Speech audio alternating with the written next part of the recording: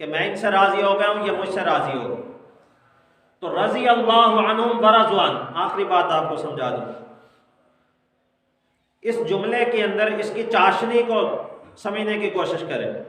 अल्लाह कहता है कि अल्लाह उनसे राज़ी हो गया, वो अल्लाह से राज़ी हो गए। तो इस जुमले के अंदर अल्लाह रब्बुल इज़्ज़त ने पहले अपने राज़ी होने का ऐलान किया, रज़ी अल्लाह, मैं उनसे राज़ी हो गया। सहाबा के राज़ी होने का बात बाद में की है, पहले अल्लाह ने अपने राज़ी होने की बात की है।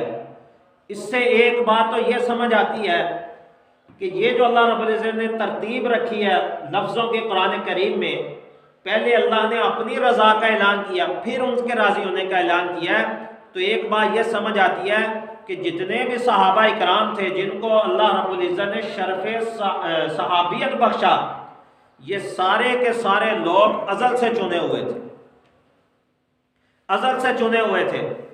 पहले से अल्लाह रब्बुल इज़्ज़त ने इनको मुंतखब कर रखा था और ये मुंतखब शुदा लोग थे, और अल्लाह रब्बुल इज़्ज़त ने इनको चुन चुन के मुकर्रर करके हुजूर के मजलिस में जमा किया। तो ये इस बात का ऐलान है कि मैं इनसे राज़ी था, तो इसलिए मैं अपने महबूब के मजलिस में लेके आया हूँ, और उनकी रज़ा का ऐलान बाद में किया। और एक इसमें मोहब्बत भी है कि जैसे इंसान कहता है ना किसी को कि मैं फ़लाँ से मोहब्बत करता हूँ, फिर कहता है वो भी मुझसे मोहब्बत करता है। इस जुमले में इससे ज़्यादा चाशनियाँ कोई ये कहे कि वो मुझसे मोहब्बत करता है, मैं भी उससे मोहब्बत करता हूँ, नहीं। पहले अपनी मोहब्बत का ऐलान करने का मतलब यह है कि आपको बहुत ज़्यादा मोहब्बत है।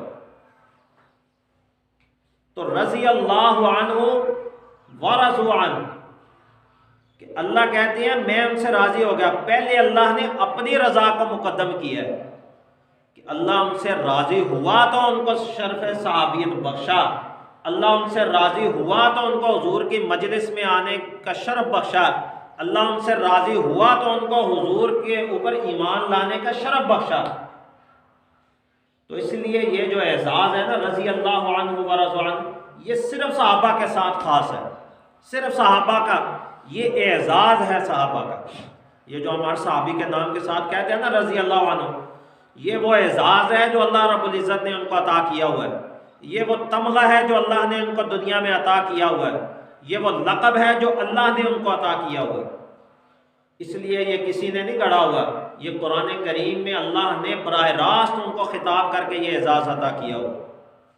तो अलहम्द से लेके वन्नास तक सारा कुरान हुजूर के सहाबा के बारे में सारी उनकी तारीफ़ें और उन्हीं के तज़किरे। तो इसलिए सहाबा इकराम कुरानी शख्सियात हैं, सहाबा इकराम आसमानी शख्सियात हैं, सहाबा इकराम चुने हुए अल्लाह रब्बुल इज़्ज़त के बरगुज़ीदा बंदे हैं। सहाबा इकराम को अल्लाह ने चुना है, किसी ने नहीं चुना, और उनको अल्लाह ने मुंतखब करके चुन के हुजूर की मजलिस में जमा किया है। तो इसलिए सहाबा के अंदर कोई भी सहाबी हज़रत अबू बकर सिद्दीक़ रज़ी अल्लाह तआला अन्हु से लेकर आखिरी उस सहाबी तक जिसने सिर्फ हुजूर की मजलिस में कलमा पढ़ा, चंद लम्हे बैठा और फिर चला गया, और फिर वो कभी हुजूर की ज़ियारत के लिए न वापस आ सका, या कभी उसने हुजूर की ज़ियारत न की, चंद लम्हे की ज़ियारत करके वो चला गया, उस आखिरी दर्जे के सहाबी तक सारे के सारे सहाबा रज़ी अल्लाहु अन्हुम व रज़ू अन्हुम, अल्लाह उनसे राज़ी है और वो अल्लाह से राज़ी है।